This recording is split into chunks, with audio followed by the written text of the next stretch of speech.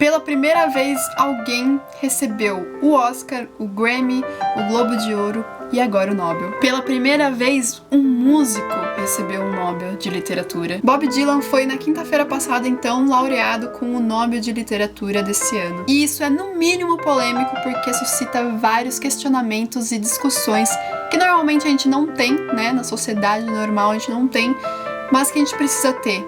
E que estão relacionados com a área da humanidades. A música é poesia? E a poesia com finalidade musical é literatura? O que a música e a literatura têm em comum nesse contexto? E literatura é ciência, sobretudo aqui nesse contexto do Nobel?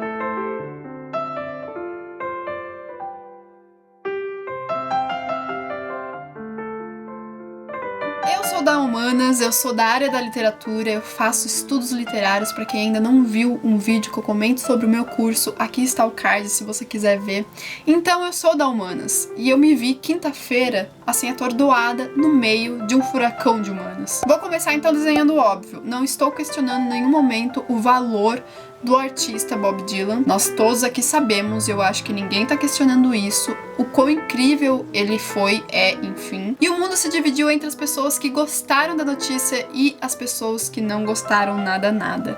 Eu estou ainda pensando, não sei ao certo se eu estou mais de um lado ou mais do outro, mas eu tenho que dizer que ambos os lados têm questionamentos e têm argumentos muito válidos. É claro que nós temos alguns poréns, sempre temos, né, algumas opiniões aí muito fortes e alguns argumentos que eu não concordo tanto assim, mas eu vou tentar trazer aqui pra vocês algumas coisas acerca de toda essa notícia, de toda essa polêmica. O Nobel, ele foi criado no começo do século XX por Alfred Nobel, que inventou a dinamite e após ter um obituário seu falso publicado num jornal, dizendo que ele era um comerciante da morte por ter inventado uma coisa que ocasionou muitas mortes, ele foi lá e criou esse prêmio, então, para ajudar alguns artistas e cientistas a continuarem suas pesquisas e suas produções sem ter que se importar muito com questões financeiras e também tendo todo o reconhecimento que essas pessoas mereciam por seus efeitos na sociedade de suas coisas produzidas. Temos o prêmio então de literatura, física, química, medicina, paz e também o de economia, que na verdade não é bem um prêmio Nobel, porque não foi o Nobel que criou, mas ele foi criado, se não me engano, em 1968, pelo banco, acho que sueco, não sei, algum banco criou, mas ele é muito associado, então, ao Nobel realmente. E eu te pergunto uma coisa, a gente precisa mesmo dar tanto valor assim a um prêmio que foram os europeus que criaram, gente? Eu sei, o prêmio tem muito valor, principalmente por conta de suas influências políticas e financeiras, porque o prêmio, a gente já tem que deixar bem claro isso também, ele é essencialmente político, então isso diz muita coisa. Mas, apesar de sua influência, ela só existe porque foi criado pelos europeus, por um europeu. E as indicações, as decisões e o martelo ali sendo batido no final são feitos por europeus. Eu fui pesquisar uma por uma das pessoas que fazem parte da Academia Sueca, que é quem decide o prêmio de literatura, e são pessoas brancas, europeias e, enfim, suecas. Não sei se vocês estão entendendo onde que eu quero chegar, mas eu estou questionando realmente o valor imenso que a gente está dando a esse prêmio. Quem decide que uma coisa é melhor do que a outra? Quem tem poder. Isso porque dentro das humanas, dentro da humanidades, a gente não tem um certo e um errado. É muito mais fácil, no meio da física e da química, a gente dizer que 1 mais 1 é igual a 2, tá tudo certo, nós temos aí uma comprovação. Mas no meio da literatura, isso é muito difícil. O que é bom pra mim pode não ser bom pra você, e é aí que entra o purismo, né, que estão falando por aí, o conservadorismo. Por que um Paulo Coelho é tão apedrejado? E por que um Saramago é tão reverenciado? Nós temos sim, nesse caso, características bem gritantes que definem isso, porém, se você for pegar Saramago ao lado de, sei lá, vamos dizer, Machado de Assis, como fazer essa comparação, não é mesmo? A comparação, então, pra mim, é impossível. Então, essa coisa de, a pessoa X, a pessoa Y merecia muito mais, pra mim não tem valor nenhum, porque vocês entendem onde eu quero chegar? É muito difícil você dizer que tal pessoa ou outra era melhor do que outra pessoa. Sendo que todos que foram indicados têm sim o seu valor, são pessoas extremamente incríveis. e talentosas. Mesmo eu torcendo muito pra Lígia Fagundes de Telles, porque, né, somos brasileiros, não tem como fugir muito disso. Só que daí você entra na questão do merecimento do prêmio.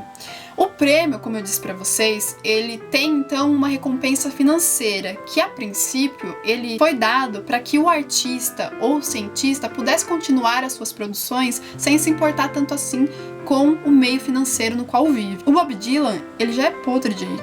O Bob Dylan, ele já tem muita influência no mundo inteiro. Isso sim é questionável. Mas vamos entrar na questão de música é literatura? É muito difícil dar resposta para isso. Assim como é muito difícil você dizer o que é um clássico, né? As pessoas que consideram um clássico geralmente têm poder e têm influência, e é por isso que esses livros se tornam um clássico, na maioria das vezes. Quem define o cânone, não é mesmo? Essa é uma questão que eu sempre pisei em ovos, sabe? Me senti assim aqui no canal, então acho que vocês já perceberam isso, porque é difícil de você definir as coisas. Porque é difícil então você dizer o que é melhor, até porque a produção literária é gigantesca. Mas vamos lembrar um pouquinho, lá na Antiguidade Clássica existiam os aedos, acho que é assim que se pronuncia, que eram como se fossem os bardos, né? E eles escreviam coisas para serem cantadas para as pessoas, até porque muitas, a grande maioria, não era letrada. Odisseia e Ilíada, por exemplo, são histórias que foram compostas nesse meio, nesse contexto. Assim como no trovadorismo, isso era muito comum, principalmente no contexto da corte, você ter então poesias cantadas. E isso não é considerado literatura? Sim, com certeza é considerado literatura, até porque o trovadorismo é uma escola literária. Mas vamos trazer para os dias de hoje, não é mesmo? Em que a gente separa muito a literatura da música. Nós temos então uma indústria musical, nós temos então o mercado editorial, e a gente separa sempre. Só que daí quando acontece de um prêmio unir isso, a gente estranha, e com toda a razão. Mas para pensar um pouquinho nas letras das músicas. Como dizer que não são poéticas, não é mesmo? É claro que eu não estou falando de todas, né? Você não vai pegar um tchê tchê tchê tchê e dizer que é poesia. Mas vocês me entendem aqui, eu acho. Poesia já foi o gênero literário mais estudado, mais popular. E de um século e meio para cá, o romance tomou esse lugar. Vi muitas pessoas colocando lado a lado gêneros como poesia e ficção. São gêneros diferentes. É muito difícil compará-los. Na verdade, como fazer, não é mesmo? Eu acho que ambos, não só esses dois, têm que ter um espaço sim em toda a questão da literatura, inclusive nesses prêmios. Então vamos deixar de lado, né, o argumento da comparação entre a poesia e o romance. Só para deixar claro, os dois têm componentes muito difíceis. Uma poesia, para ser escrita, não necessita apenas de alguns versozinhos, tá bom? Tem o conteúdo, tem a forma, tem a sonoridade. Tem que ter dom para isso. Mas eu também acho que há um certo limite em se considerar música como literatura. Porque nem toda música tem uma letra. Nós temos aí sinfonias, que são músicas apenas com instrumentos musicais. E uma outra questão importante nessa história de música e literatura é a questão de ambas, e também da humanidades no geral, ser muito menosprezada na nossa sociedade de hoje. Eu até me enrolo pra falar. Porque exatas têm muito mais prestígio sempre, e por um motivo básico: capitalismo, dinheiro, poder, influência. O retorno que os estudos na área das exatas dá é muito mais rápido. A sociedade quer esse curto prazo. Tempo é dinheiro. E isso não acontece com humanidades. Mas também sabemos que menosprezá-la é deixar uma cultura bem aquém de outras que não fazem isso. A nossa cultura é assim.